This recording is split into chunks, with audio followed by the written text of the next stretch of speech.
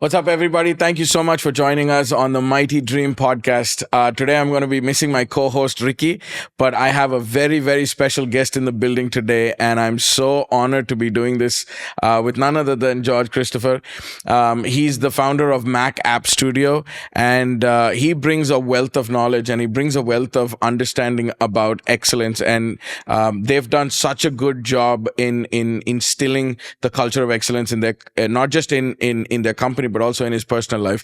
I met him very recently, but I have found him to be so profound, and he's already had such an amazing effect on me because I see so much of myself in you.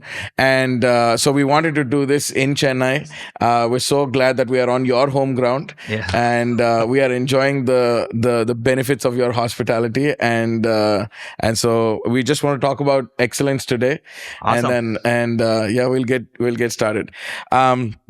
First of all, I would like for you to just introduce yourself. Just tell the listeners about a little bit about what you do, and then we'll go into the questions. So my name is George Cristopher. I run a company called Mac App Studio, and I started programming in the year 2002. I finished mechanical engineering, and accidentally I came into the software industry. And then in 2002, I started to program, and it's been like 22 years now. I've been in this industry. And in the last 10 to 12 years, we were able to bootstrap a development company, software development company called Mac App Studio, where we do technology services for customers for digital services all over the world. And I live in Chennai, Madipakam. My office is in Madipakam, and I have a wonderful wife and two young boys. Yes, and I got to see both of them, both those boys yesterday, and your lovely wife as well. Yes. And it's so amazing to see, even at such a young age, the boys are so curious. They're building so many models, and yesterday we had a little trade show of all of the models that they've done. It was such a interesting thing to do. So let's just jump in. How would you define excellence? What is excellence to you? Excellence in two words, if you ask me, very simply, is hating mediocrity. It's hating mediocrity is excellence. If you see the corollary, is adding value. Constantly keeping adding value. So to anything that you do. So for example, if you give me a cup, right? If you are a gift shop and you have a cup, right? And you are my customer. So I would see what value I can do in addition to just giving you this cup, right? So I can give you a box. Yeah. Right? So that is value. So I have added value, but that doesn't become excellent because excellence is an evolutionary process, right? So what I do then is I sell this box to you in addition to the cup. Right?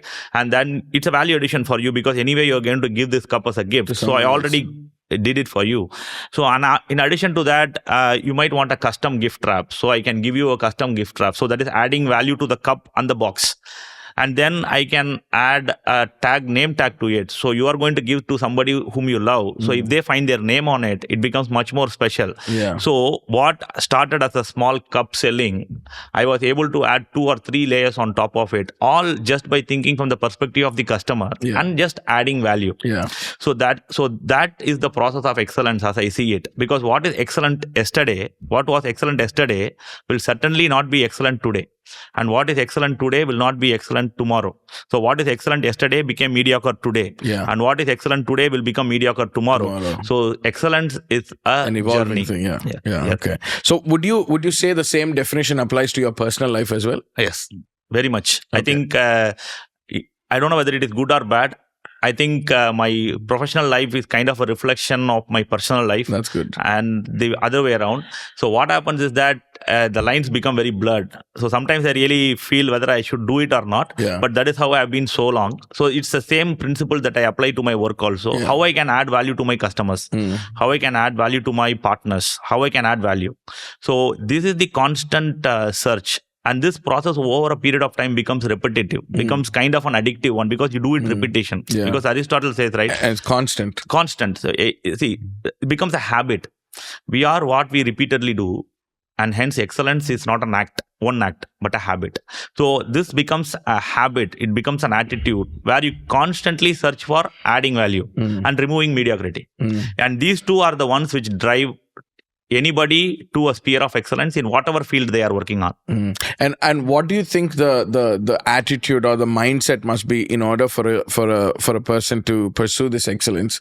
And is it excellence that we are pursuing, or is it something else that causes us to be excellent? Wonderful point, Reinhard. Very good point, because I always believe most of the things that we pursue in life are all byproducts. Money is a byproduct. Excellence is a byproduct. Whatever we actually say is our goal are all byproducts for something that we actually do. We don't actually seek those things.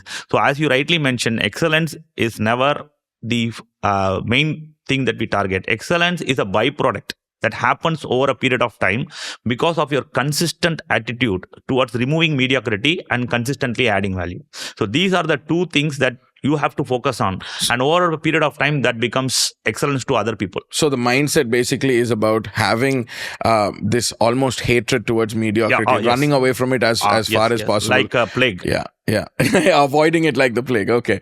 All right. So let's shift a little bit. And then, so what are some of the habits and disciplines that you've incorporated in your both personal life and your professional life, where this byproduct of excellence becomes a part of your journey? Yes. So I think in many ways it basically starts at some point in time. For some people it's parents, for some people it is teachers, for some people it's some life experience that basically helps them go into the journey. For example, I'll give you one small story. You came to my house, right? So it's just two of us, me and my wife, right? And we have to maintain that house, and most of our time in our home is spent in cleaning and maintaining the house, right? Many times my wife basically says, like, what is that you're doing? We are constantly cleaning, keeping it ready. Like it's become a process, and we love to do it. But what triggered that is, Reinhard, when I was a young kid, like in the same age as my boys, like 4th standard, 5th standard, my younger brother was like in 2nd standard. And they used to leave the home to us. Both my parents were working, right? So my mother was also working, my father was also working. So what happens, they go in the daytime to office, we come early from school, right? And after that we start playing around the house, like how kids usually do. Like they go around the house, we go inside the house, go in the garden, so all those things. So when my mother, she comes from office, what she would do is, from the front door, right? So the big long house, right? You can see till the kitchen from here. Okay. She will not see like this. She will see like this. What happens is, like, when you see like that, you don't see papers and other dirt in the floor. You will even see the footprints on the marble, right? And if our footprints are there in the marble, or if any soil, any garden dirt is in the soil, me and my brother will get very nicely that day. So what happens is, consciously or unconsciously, that becomes a part of our life, Reinhard. So we are very careful. Even if we are playing very seriously also, when we go into the house, we will wash our feet, clean it with a towel, and then we go into the house. So what happens is, that becomes attitude. So when I create my own home, that is the values that get reflected. Sometimes it becomes too much, I understand, but I think we are used to live with that. But I think that's a burden that everybody has to put on, because excellence is not something that's automatic. Correct. It's not something that happens as a result of just existing, but you have to thrive. You had something. So you have to place certain weight on yourself and carry that burden. And I think that's how excellence is formed through life. And something similar to the story that you were telling about your mother looking at. My father was like that. And anytime when we were growing up, our rooms were messy. It was immediate. It wasn't like we never had that chance to have like do it tomorrow. No, if it's dirty right now, you got to clean it right now. Even though Saturday was our particularly cleaning day, but if our bed was not made, it was an immediate thing. Go make your bed. And so we always grew up with this thing. And now, even growing up, I did not value it as much. But now, as I'm married, as a married man, when I go into a house and my kids are playing and all of that stuff, but I still see the bed is made. The kids are not on the bed playing. They have their own segregated play area.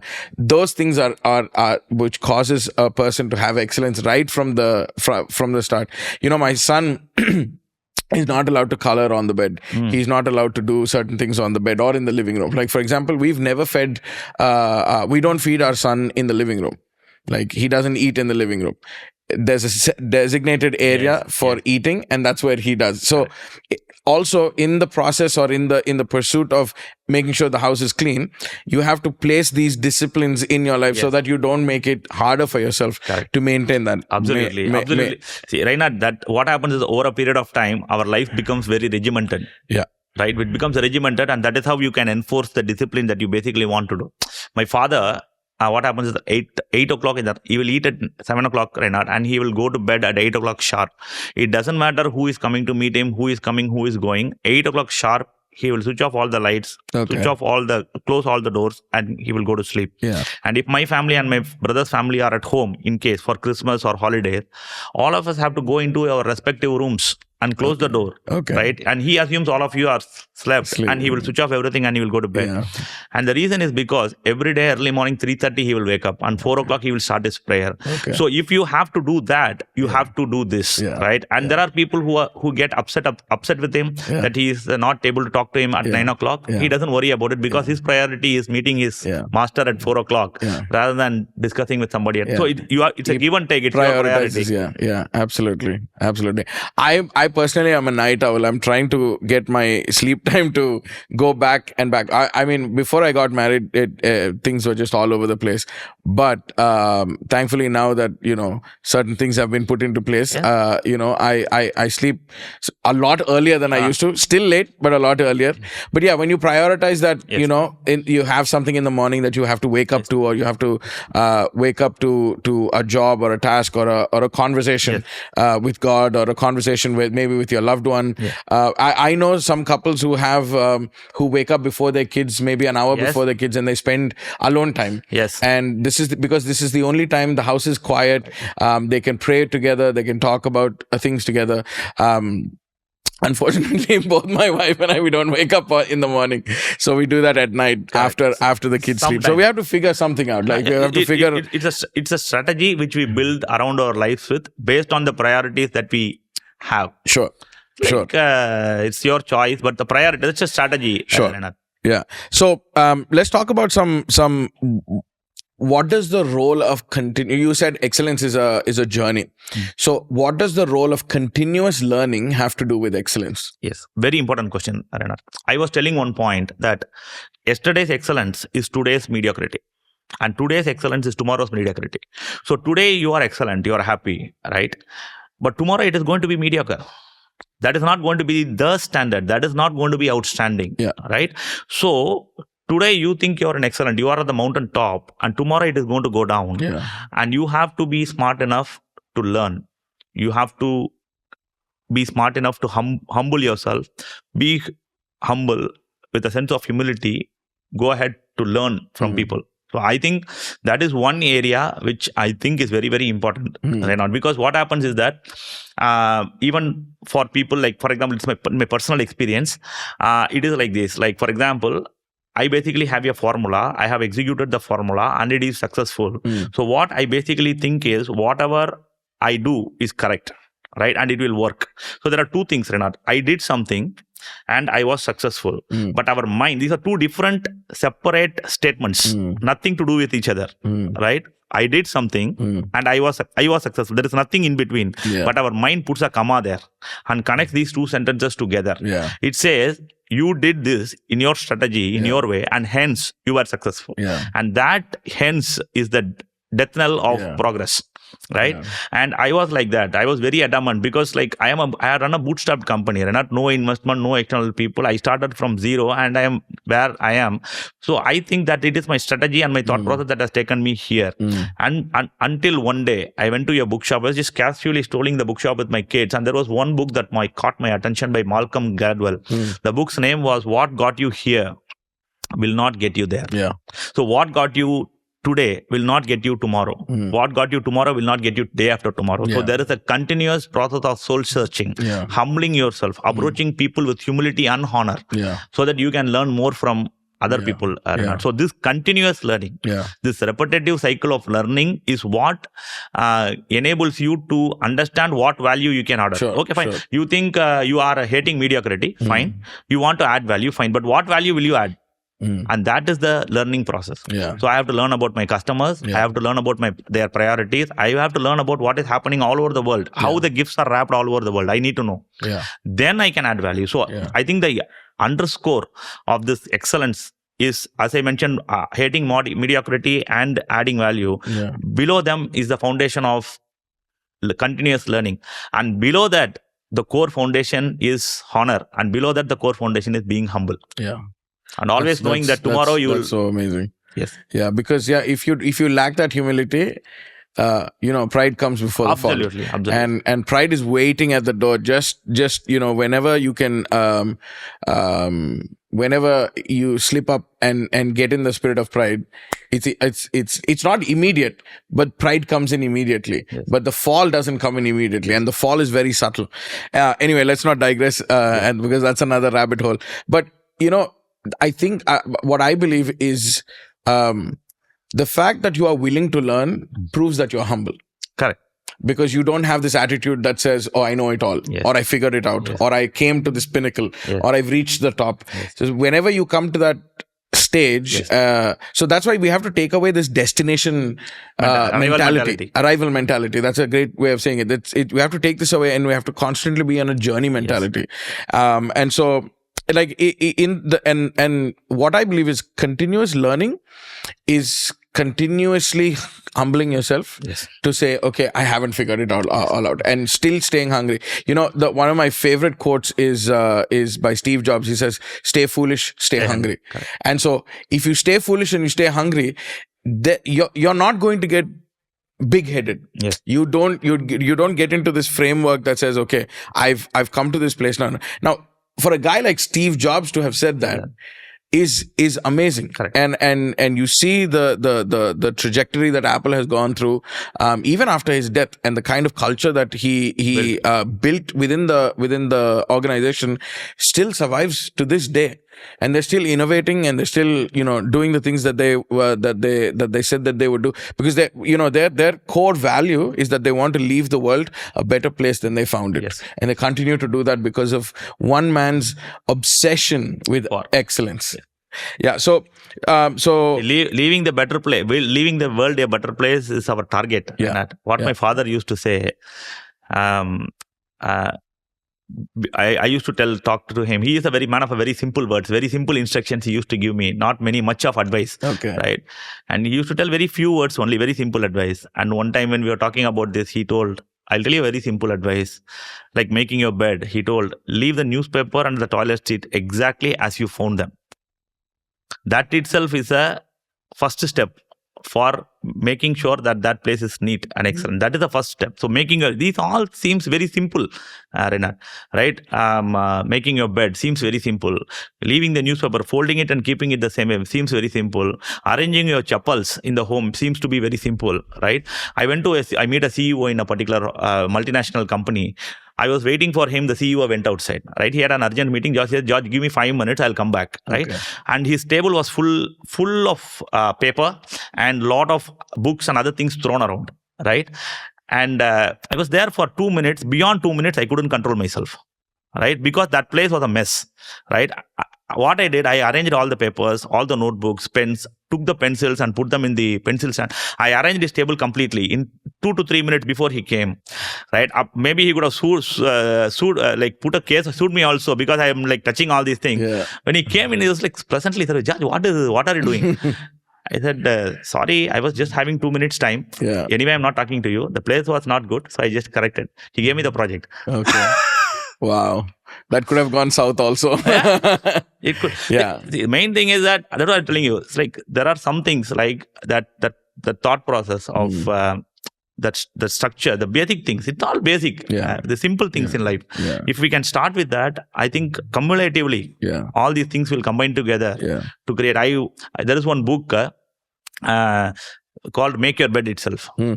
By a person called Ravan Hill. I think it's a general. He's a 4-star or a 5-star general in US Army, and I think it's a very famous speech for him also. And he has made it as a book, Make Your Bed. So all these things start at the granular level, and if we can consistently make it, at some point in time, we will be able to change the world. Yeah, and the earlier that we adopt these things into Yes. our lives, the much better. Yesterday we were having a conversation about how, we felt like some of the things that we could have done 10 years ago, Yes, sir. because we didn't start earlier, now we are behind the curve. Correct. And so now we serve a redemptive God, and God is always able to restore that time and redeem that time. But you don't want to be redeeming time all the time. Yes. You want to be able to use your time wisely, and you want to be doing that. But anyway, speaking of culture and speaking of creating that culture of excellence, how do you create that culture of excellence within your company and with your employees and with your staff? With this alone, Reinhard, what I believe is that whether your family or your company, we cannot ask them to do it. We just can model it. The only way you can do it is just model it. I learned from people because they were good models of excellence for me. And so I think that I should be a good excellence model to the next generation people. So the desk, my place. So in my office, I make sure that it is great. And so I think that culture basically permeates. Okay. The same way in terms of technicalities and in terms of deliveries, what is the value that we are trying to do and what is the value you are adding to the customer? So these two questions I always ask. What is the value you are adding to your customer? What is the value addition? If you sit in a table, I should bring something to the table for you. There should be something in the table. When there is a conversation, I should bring something to the table. Yeah. Right? You should not leave empty-handed. It could be a business transaction. It could not be a business transaction. Yeah. It could lead to a business. It could not lead to a business. It could be a personal conversation. It could be a professional. It doesn't matter. There should be something that I impart as a value to the other person that would stay with them and adding value and enriching their life. Yeah. This is the only thing I ask my team to see what you can do. At the same time, continuously avoiding mediocrity and correcting mistakes at a very, very serious level. Yeah. And if we can model these and we can showcase to them, then I think they all pick up. So it's basically about the excellence in leadership, that basically it's about modeling, I believe. And if you can create a good model, and if you can create 10 people in that model, I think if it becomes 1,000 people organization also, the same culture permeates over a period of time. Wow. And so, but how do you, what are some strategies that people can walk away with to inculcate this into their either their professional environment, or if there's somebody who's leading a company like you are, what are some strategies that can be put into place where excellence becomes a part of the work culture? They should all ask this one question only, Renat. What I can do better? How I can add value? Our excellence in this kingdom and in God's kingdom, more importantly, is directly proportional to the amount of value that we are adding to the other person. It's all about value and productivity. How much value you are able to add to the other person. So you just ask yourself, for example, I ask my team members, for example, Reinhard, I'll give you an example. We usually give proposals to our customers, right? So you come and ask me a business requirement, right? And I give you a proposal, right? Yeah. So usually what happens is you send proposals in a Word format, right? Like a A4 sheet Word format. We'll send it as a PDF or a Word document. So what we did in Change was, we created it into a presentation. Okay. The proposal itself will become a presentation of, you are asking something, I will not give you a quotation. I will design what you are asking for as a thought process. For example, if you ask me this mug, right, George, I want to design a mug, a white color mug, a decent mug like this with the Bible verses on it. I will design this mug and I will keep it in all these places, show all these things, all the possible combinations, all the verses possible. Okay. And in 10 to 15 design artifacts I would have created ahead of time. You might not even give the business to me. Right? And then I will give the proposal. How I am going to approach this, how I am going to do this, what is going to be your cost and everything. Right? So this was one thing we did. And then we sent a soft copy to them. This was step one, first version. Second one, what we did again is, I was thinking what I can do better. This proposal was a killer, right? I sent this proposal. I'll tell you, Reinhard, in my experience, 100% of all proposals that I send will be converted. Wow. Eventually. Wow. But could be that time or later, but it will be converted. So I am always, if a proposal doesn't convert, the question I ask is what value I didn't add. Because what happens is, Reinhard, if I give you a design, you are thinking about it in your mind. You are not able to express to your team also. Right? Now I am giving you a visual expression of your thought process. Now you will be so proud and you will be showing to everybody. So what I have done is, I have added value to you and you have become, in a way, indebted to me.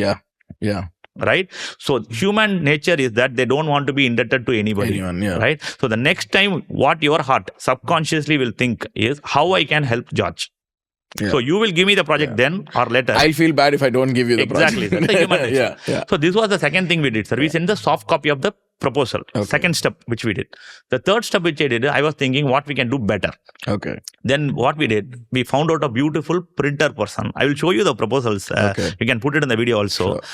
We printed the proposal in an A4, high quality, high definition print. Okay. And instead of a PDF, I will send this as a courier to you. Or if you are in Chennai, I will send it in person to you. Okay. So now you can hold it. Yeah. You can see it. It's tangible, right? And that print cost me like 1,000 rupees, 2,000 rupees. That's okay. But I have added a value to you. Now, if you keep that in your table, you will never remove it ever because that is your baby. Yeah. Right? Then I thought what I can do in addition to sending a physical copy of the proposal. What I did, we are anyway sending 2 copies of the proposal with our technical capability document, our company brochure, all those things will go with it. Yeah. So I created one box. Okay. I created one box. A beautiful white box with my company name on it, embellished in silver. Okay. Behind it, I will say together, we will change the world. Okay. Right? And inside that box, I will put all the proposals with a beautiful silver foil, which will be coming outside. You pull it out, all the proposals will come like this. Okay. And it's a magnetic stick. I put it and give it to the customer. I give it to the customer. I'll tell you, Reinhard, I gave to one customer 2 years ago, this box, right? And accidentally, I had a chance to meet him now. Okay. After 2 years, on his table, you won't believe, my box was still there. He didn't even move it. Okay. Because whatever was there inside was his idea. And this box is a perfect thing. Yeah. And we went to one jewelry company, right? In Bangalore. Okay, Tanishq. Okay. We went to jewelry company. I want to give a proposal to them. Yeah. So I gave this proposal to them like this in this box to them. Yeah. And he received that. It's a top jewelry company chain in India. And he told me, we don't even wrap diamonds like this. So this is the constant innovation. That's the level to which you are willing to go. Yes. See, I heard one thing, Reinhard. What they tell that person told me is, see whom you are servicing. See who you are servicing. If see all the people who are clapping for you, see all the people whom you are servicing. If they are not kings, keep moving. Okay. So this standard is still not fit for a king. You have to be more diligent. You have to be more diligent. You have to be more diligent. And at some point in time, you will go to that particular level. Yeah, and also when you make something so beautiful and you execute it so well, and that value becomes such a great part of the experience that they're not willing to throw it away. So when you package your services, you package your this thing in such a excellent way, people have a tendency not to throw it away. They will not, because in my experience, I found out people don't buy products. Nobody buys products. Everybody buys excellence. Excellence and experience, right? You have a shoe, right? I'm your friend, right? I'm your friend. Imagine you want to buy a shoe. I have a shoe company. I'll give you a shoe. I tell it is like 10 times cheaper than Nike, right? 10 times cheaper than Adidas. I'll tell you 100 words about this shoe. You will listen to everything and still buy Nike. Right? It doesn't matter. So what today the problem is, when I meet people in the church, when I meet people in my company, when I meet people everywhere, and sometimes when I meet myself in the mirror also, the question that I ask is why there is a problem. Why something is not being sold? Why we are not able to convert the transaction is because there is a lack in excellence. Whenever there is a problem in my company, I can always say the bottom line is not the search for excellence in that area. Wow. That is the problem. Then I have to fix it. Then I have to change it. Then I have to ask the people to look for excellence. Then practically there's a lot of other moving parts as well that you have to look into. But which brings me to my next point. Most of the pursuit of excellence is about overcoming some obstacle that's there right now. For example, if I were to become a more excellent person, a more disciplined person, there is the obstacle of being undisciplined. Correct, sir. And you have to overcome that obstacle. How have you been able to overcome obstacles in your life and in that pursuit of excellence? Beautiful point, Reinhard. This is the greatest problem. Right? You want to wake up at 4 o'clock. No way you will be able to do it. Humanly, you will not be able to do it. Right? You want to have a very structured and regimented life. No way. The world doesn't allow you to do that. Right? So one thing, when this thought process changed my life, right? What I'm going to tell you, it changed my life. One person told me, whatever you are looking for, George, whatever you are looking for in life is also looking for you. Whatever you are searching for in life is also searching for you. Like it could be a car, it could be a BMW, it could be a Benz, it could be a better life, it could be a greater prospect, it could be a home, it could be a better salary, it could be a girl, it could be a boy. It doesn't matter. Whatever you are looking for in life is also looking for you in the same intensity, right? But the question is, it is not looking for this version of you. It is looking for the next version of you, right? So it is not that it is not coming. It is coming every day and knocking my door, George's door. Right? It is only thing is that it is not compatible with my version 1.0. It is actually looking for my version 2.0. Right? So it comes in, knocks my door, it sees George, but he is still at 1.0. So it goes back thinking that soon he will be coming to 2.0. Wrong address. Yes. So it's like the app, right? You download an app. If your phone operating system is not compatible with the app version, target version, the app will not get downloaded into your phone. It will say your phone has to be upgraded, your operating system has to be upgraded, right? So the same way as an app is coming into the phone, your things that you are searching for also is looking for you, but this version incompatibility is stopping it. So always, whenever we want to do something, I always, this story stayed with me for life. Right? So I always say that whenever I miss something, whenever something doesn't come to me, I always don't find fault with the thing or people or environment. I always check what is the version gap that is there in me that enables me to receive that automatically. So you go to that position, Reinhard, you don't need to work for it. So this is a complete mind shift. It's a complete mind shift, because if whatever you're looking for is looking for you, then in the same intensity, then you are now at rest. You are now can work on yourself instead of pursuing that thing. And you can pursue the thing that makes the thing come into your life. Exactly. You will see it, Reinhard, when you are ready. When you are ready. I told you about my home, right? I told you I prayed and I had a miracle and all those things I told you, right? But it's not like this. It's the first time I'm praying for my home. Right. I prayed 5 years ago.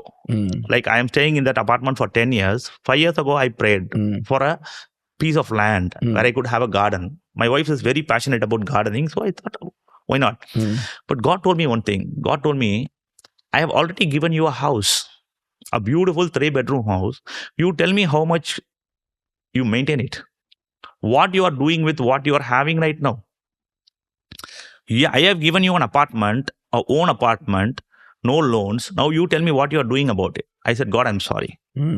Then I moved into a phase where I made that house so beautiful, like I am going to spend the rest of my life in that place. Right? The moment I did it, I got elevated. Because it is about our mindset, Reinhard. It's our mindset, right? Your mindset has to be constantly upgraded. That's what Paul says. It's a renewal of the mind. Otherwise, you get bugs. It's keep on moving to the next level. So when you are ready, the other thing will automatically and come and get attracted to you. You don't need to do anything. It will automatically come. The opposite house, the land where I am staying right now, I didn't go. It came. The next land I spoke about, I didn't go. It came. Right. So whatever projects you want, if you build your capability, it will come. It is the law. It is what I'm talking about is not a theory. It is the principle which has been built solidly over so many years, so that so many multinational companies also have done the same thing. So whatever you are looking for is also looking for you in the same intensity or maybe more. The only thing is, it's not the current version of you. And this works for a king and it works for a peasant. It works for anybody. It's no respecter of person. No, sir. So your mindset has changed, sir. So now, if your mindset is in that version 3.0, now you are able to handle things in a different way. When you go to version 5.0, you are able to handle institutions. When you are going to version 10.0, you are able to handle kings and governments. Right? It's all about the personal transformation. Right? And this transformation has a reflection in the outer world will pull you. I'll give you a classic example. Without this elevation of your mindset, transforming yourself internally, if you get a blessing, it is actually a curse. Right? Conventionally, if you see, anybody who has won a lottery will become a pauper again in 1 to 2 years. It's a research. It's a proven thing. Why? Because they got money, but they were not elevated version. So what happens is, if you put the higher level blessing on a lower level person, what happens is that this will ripple, it will go away, because it will do everything. Money will do everything in its power to run away from that person. So, and also money amplifies who you are. Yes, sir. Yeah, and if your mindset is not that of that you want to preserve that wealth and you want to spend it, money is going to amplify that. The more money you have, the more money you spend, the more money you waste, the more. If you are a wasteful person, more money is just going to make you a more wasteful person. So that is the thing that changed my mind, Reinhard. So that one thing, whatever I mentioned right now, it changed my. So I constantly am in the lookout for checking what is the next version of George that I can become. Right. In all this 40 years, there are so many negative things, so many bad things, so many not so good things that I have done. Right. It is all part and package of the person called George, and it has made me come to this particular point in time. Right. But today, as I look back, right, all has culminated in moving me to this particular point and time. Right. And so today, what I am saying is tomorrow, what version I can become.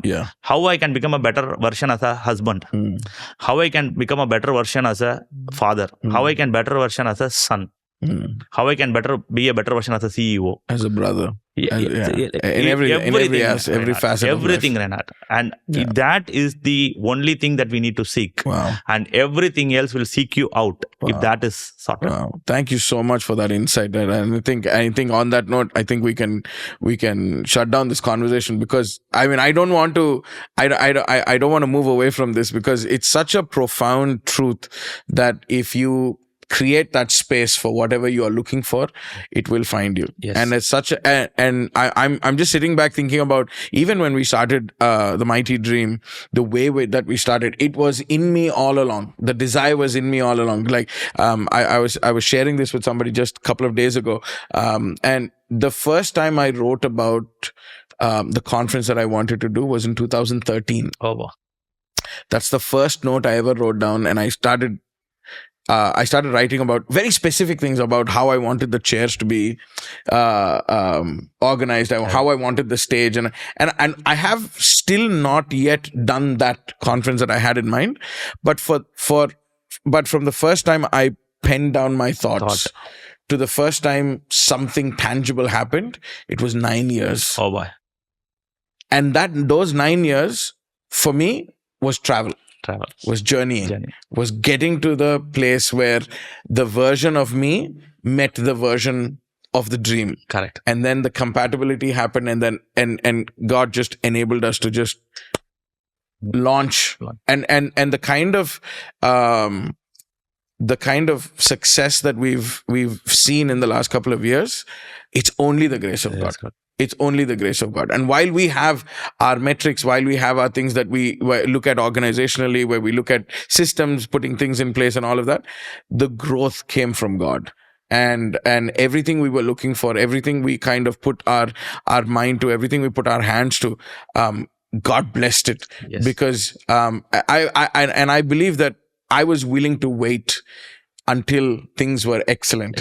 And I did not hurry. I did not say, God, I want to do this quickly. I want to do this now. God put a desire in me, and I just let it soak inside me. And that desire that God put in me in 2013 permeated me so much so that I became the version.